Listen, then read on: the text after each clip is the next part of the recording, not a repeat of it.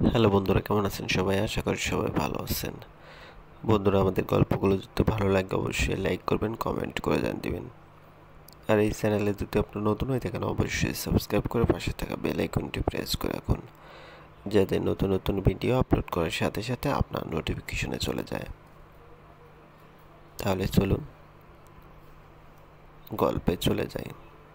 গল্পের নাম বাবুই পাখি, পর্ব সংখ্যা 2। লেখিকা আফনান লারা। সিনথিয়াকে দেখলাম চলে যাচ্ছে। তোমার বাবা এসেছিল নাকি? অমিত সোফার কুশনগুলো গুছিয়ে রেখে বলল, না, বাবা কাল আসবে। একটা কাজে রাঙ্গামাটি গেছে। কিন্তু উনি তো সিনথিয়া। আরে জানি, আমিও সিনথিয়া। লজ্জা পাও কেন? তোমরা আজকালকার যুগের ছেলে মেয়ে, বিয়ের আগে দেখা সাক্ষাৎ একেবারেই স্বাভাবিক। আমি খারাপ দেখছি না। সিনথিয়া তো লজ্জা পেয়ে পালিয়েই যাচ্ছিল, জোর করে নিয়ে এলাম। এ কি সিনথিয়া, ওভাবে দাঁড়িয়ে আছো কেন? বসো না। উর্মি আন্টি পুতুলের হাত ধরে জোর করে বসিয়ে দিলেন সোফায়। আমি কপাল কুঁচকে বললাম, সিনথিয়া, একটু রান্নাঘরে আসবে? আন্টিকে স্যুপ বানিয়ে খাওয়াতাম। আমার হাতের স্যুপ অনেক পছন্দ করেন উনি। পুতুল চোরের মতন উঠে অমির পিছু পিছু গেল। রান্নাঘর অবধি আসতেই অমি পুতুলের হাতের কনুই ধরে নিজের দিকে ফিরিয়ে বলল, আপনি সিনথিয়া? জানেন ও কে হয় আমার? পুতুল মাথা নিচু করে বলল, আমি বলেছি আমি পুতুল নই। কিন্তু উনি তো কানে শোনেন কম। বরাবরই বোঝানোর চেষ্টা করেছি। জোর করে ধরে নিয়ে আসলেন, আমি কি করব? অমি পুতুলে হাত ছেড়ে দিয়ে বলল, যান এখন। পুতুল মাথাটা নিচু রেখে দরজা খুলে চলে যেতে নিতে উর্মি আন্টি ওকে বাধা দিয়ে বললেন, ওনার পাশে এসে বসতে। পুতুল ঢোক গিলে অমির দিকে তাকালো। অমি মুখটা ফুলিয়ে চুলার পাতিল বসিয়েছে। পুতুল চুপচাপ আন্টির পাশে এসে বসলো। একটা কথাই বলি মা, শোনো, আমি খুব ভালো একটা ছেলে। আমি যতদূর জানি ও তোমার চোখের জীবনে অশ্রু আসতে দেবে না। দরকার হলে নিজে বসে বসে কাঁদবে, তাও তোমায় কাঁদতে দেবে না। সেই 12 বছর বয়স থেকে ও এখানে থাকে। সেই সময় থেকে আমি ওকে চিনি। আমি বাবু বাসায় আমার বুড়োকে নিয়ে থাকি। ও আমাকে নাতি পুতির অভাব বুঝতেই দেয়নি কোনো দিন। দেখো না, এখন আমার জন্য স্যুপ বানাচ্ছে। আন্টি, আমি সিনথিয়া নই, আপনি ভুল ভাবছেন। হ্যাঁ, কি কি বললে? তুমি খুব আস্তে কথা বলো, আমি বুঝি না একদম। আচ্ছা, আমি আসি আন্টি, ভালো থাকবেন। পুতুল উঠে দাঁড়াতেই আন্টি আবারও ওকে ধরে বসিয়ে দিয়ে বললেন, এরকম যাই যাই করো কেন? তোমার হবু বরের বাসা এটা, এত লজ্জা পেলে চলে? আমি সুপের বাটি এনে আন্টির সামনে রেখে চামচ দিয়ে নেড়ে বলল, খেতে। আন্টি স্যুপটা খেয়ে উঠে দাঁড়িয়ে বললেন, আমি আজ আসি, সিনথিয়াকে বাড়ি পৌঁছে দিও। এত রাতে একটা মেয়েকে একা যেতে দিও না। তার উপর সে তোমার দায়িত্ব, বুঝেছ? আমি আসি। আন্টি চলে গেছেন। পুতুল উনি চলে যেতে সেও বেরিয়ে পড়ল। একটু থেমে পিছনে তাকিয়ে অমিকে দেখল একবার। অমি দরজা ধরে দাঁড়িয়ে আছে, এখনো লাগায়নি। পুতুল মন খারাপ করে চলে গেল। রাতে নির্জন রাস্তায় নেমে আগের মতো হাঁটা ধরেছে সে। কিছু দূর এসে দুটো ছেলেকে দেখে গাছের পিছনে লুকিয়ে পড়ল সে। একজন তার বড় ভাইয়া আসাদ, আর আরেকজন হলো যার সাথে তার বিয়ে ঠিক হয়েছিল, সাইমন। গাছটা ধরে ভয়ে কাঁপছে পুতুল। আজ ধরা গেলে বিয়েটা হয়েই ছাড়বে। ওরা দুজন হাঁটার গতি বাড়িয়ে এদিকে আসছে। পুতুল এদিকে এসেছে আন্দাজ করে। ওরা এখন অব্দি পৌঁছে গেল। গাছটার পাশে ল্যাম্প পোস্টে একটা ঠাঁই দাঁড়িয়ে আছে। গাছের কাছাকাছি এসে তাকালেই পুতুলকে ঠিক চেনা যাবে। ভয় শেষ পুতুল কি করবে ভেবে পাচ্ছে না। ওরা খুব কাছে এসে গেছে। গাছটার কাছাকাছি আসতে যেই না সেদিকে তাকাবে, অমি এসে পুতুলের পাশে দেয়ালের উপর হাত রেখে ওকে দেখে ফেলল। আসাদ ভ্রুকুচকে বলল, রাত বিরাতে এসব করো? ঠিক আছে, কিন্তু পাবলিক প্লেসে করো কেন? অমি ঘাড় ঘুরিয়ে বলল, ভাই আপনার সমস্যা? না, সমস্যা না। চলো সাইমন, ওদিকে দেখি। পুতুল মুখে হাত দিয়ে চুপ করে আছে। ওরা চলে যেতেই অমি সোজা হয়ে দাঁড়ালো দেওয়াল থেকে হাত সরিয়ে। পুতুল চোখ মুছে বলল, ধন্যবাদ। আপনি হেল্প না করলে এখনই ধরা খেতাম। It's okay. পুতুল ওড়না দিয়ে গা ডেকে আবারও ছুটল। অমি ওর পিছু কিছু দূরে এসে বলল, বান্ধবীর বাসা নেই? পুতুল থেমে মাথা ঘুরিয়ে বলল, একজনের আছে। আজ তার বাসায় মেহমান এসেছে। আমার জায়গা নেই, তবে 2-3 দিন পরে হবে। অমিত রত্নের নিচে হাত রেখে কি সব ভাবলো, তারপর বলল, আচ্ছা চলুন আমার সঙ্গে। কোথায়? আমার একটা মেয়ে ফ্রেন্ড আছে, ও ফ্ল্যাটে থাকে ওর বোনের সাথে। আপনি ওর বাসায় থাকতে পারেন আমার সুপারিশে। তবে ঠিক 3-4 দিনও ও কিপটে, বেশি রাখবে না। তারপর আপনি আপনার বান্ধবীর বাসায় গিয়ে থাকবেন। পুতুল মাথা নাড়ালো। আমি অমি পকেট থেকে ফোন বের করে কানে ধরে হাঁটতে হাঁটতে একটা রিক্সা থামালো। পুতুল ওর পিছু পিছু ওকে ফলো করছে। অমি রিক্সায় উঠে বসে বলল, হ্যাঁ ঋতু, আমি তোর বাসায় আছি, ফ্রি আছিস?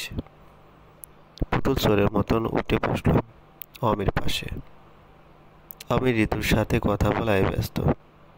10-15 মিনিট বাদে একটা 4তলা দালানের সামনে এসে রিক্সা থামালো।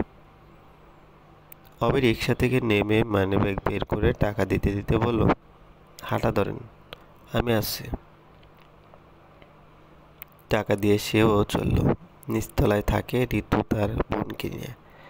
কলিং বেল বাজতেই ঋতুর বড় বোন তন্নি এসে দরজা খুলে অমিকে দেখে দাঁত কিলিয়ে বলল, কি হ্যান্ডসাম, নিজে হেঁটে তন্নির কাছে ধরা দিলে? মতলব কি? অমি হাত বাজ করে দাঁড়িয়ে বলল, এরে কদিন ডাকবা, প্যাম্পার করবা না? তাহলে আমি তোমাকে নিয়ে 1 কাপ কফি খেতে রেস্টুরেন্টে যাবে। বাই দ্য ওয়ে, ঋতু কই? সে ওয়াশরুমে। আচ্ছা ওকে, ও হচ্ছে, আচ্ছা আপনার নাম কি? পুতুল চৌধুরী। নামও জানো না? আজীব তো, কই পেলে এরে? সেসব ঋতুকে মেসেজ করে দেবো। এরে রাখো, যত্ন করবা ভালো মতন, বুঝলে? না হলে কফির বদলে মিনারেল ওয়াটার 1 বোতলে ধরিয়ে দেব।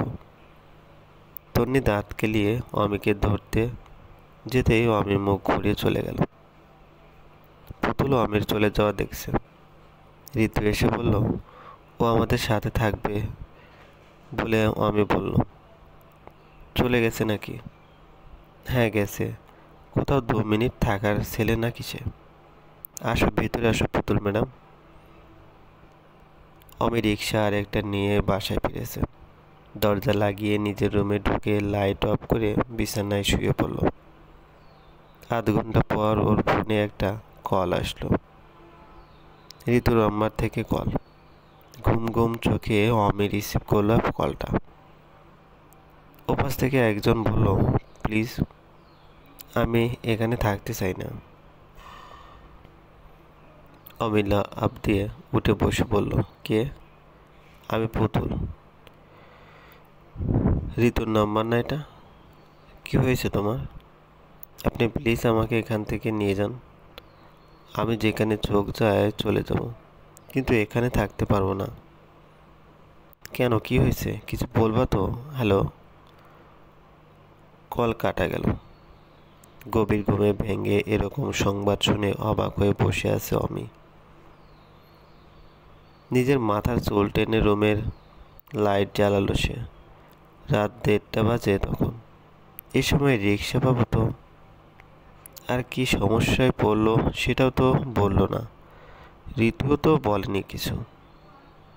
টি শার্টটা খুঁজে পরে নিয়ে দরজা লক করে বের করে গেল অমি। রিক্সা পাচ্ছে না বলে হেঁটেই চলল। ঋতুদের বাসা বেশি দূরে না, আবার কাছেও না। 3টে গলি ক্রস করতে হয়। 20 মিনিট হেঁটে ঋতুদের বাসা পর্যন্ত এসে পৌঁছালো আমি। কলিং বেলে 10 বার ক্লিক করার পর তন্নি এসে দরজা খুলেছে। বাসার অবস্থা দেখে অমির চোখ কপালে। ভিতরে শুধু ঋতু আর তন্নি না, বরং ছেলে আর মেয়ে সহ আরো 10-15 জন। মানুষে গিজ গিজ করছে। সবাই হেলে দুলে গানের সাথে নিচে যাচ্ছে। কেউ কেউ সোফায় মরার মতন পড়ে ঘুমাচ্ছে। তন্নি অমির হাত ধরে হ্যাঁচকা টান দিয়ে কাছে এনে বলল, সঠিক সময় এসেছো, লেটস ডান্স। অমি তন্নির হাত ছাড়িয়ে পুতুলকে খুঁজতে ড্রয়িং রুম পেরিয়ে বেডরুমের দিকে গেল। একটা রুমের দরজা বন্ধ। অমি সেই রুমের দরজা ধাক্কাতে ওপাশ থেকে পুতুল বলল, খবরদার, আমি দরজা খুলব না, মরে গেলেও না। দূরে থাকুন, না হলে বারান্দা থেকে ঝাঁপ দেবো বলে দিলাম। আমি এসেছি। অমির গলায় আওয়াজ শুনে পুতুল সঙ্গে সঙ্গে দরজা খুলে দিল। ওর চোখ পানিতে ভর্তি হয়ে আছে। কেঁদে দিয়ে বলল, এরা সবাই খারাপ, আমি এখানে থাকবো না। অমি মাথা নিচু করে পুতুলে হাত ধরে বেরিয়ে আসলো ওই বাসা থেকে। ফাঁকা নির্জন রোড দিয়ে দুজনে হেঁটে চলেছে। পুতুল চোখ মুছতে মুছতে বলল, অনেক কষ্টে ঋতু আপুর ফোনটা পেলাম। সেটা থেকে আপনার নাম সার্চ করে নাম্বারে কল দিলাম। এতগুলো ছেলে বাসায় আমাকে টাচ করার চেষ্টা করেছিল একজন। পরে আমি রুমের দরজা লক করে বসেছিলাম। আর একটু দেরি হলে না জানি কি হতো। অমি পুতুলের দিকে তাকিয়ে বলল, ঋতুর বারান্দায় গ্রিল আছে, ঝাঁপ দেওয়ার ভয় দেখিয়েছেন কেন? গ্রিলের ভিতর ঝাঁপ দিতে কোথায়? তাছাড়া বাসা নিচতলায়, ঝাঁপ দিলেও তো মরতে না। ভয়ের চোটে আরেকজনকে ভয় দেখিয়েছি, কি বলেছে নিজেও জানি না। ওরা যে এমন আজ জানলাম। এতদিন ভাবতাম এমনি এমনি ফ্ল্যাট করে, বাট আজ এসব থেকে বুঝলাম ওদের স্বভাবই এরকম। আপনি আমায় অনেক হেল্প করেছেন, কি করে ধন্যবাদ দেব জানি না। আপনি বাসায় ফিরে যান, আমি দেখি আমার ওই বান্ধবীর বাসায় যাব।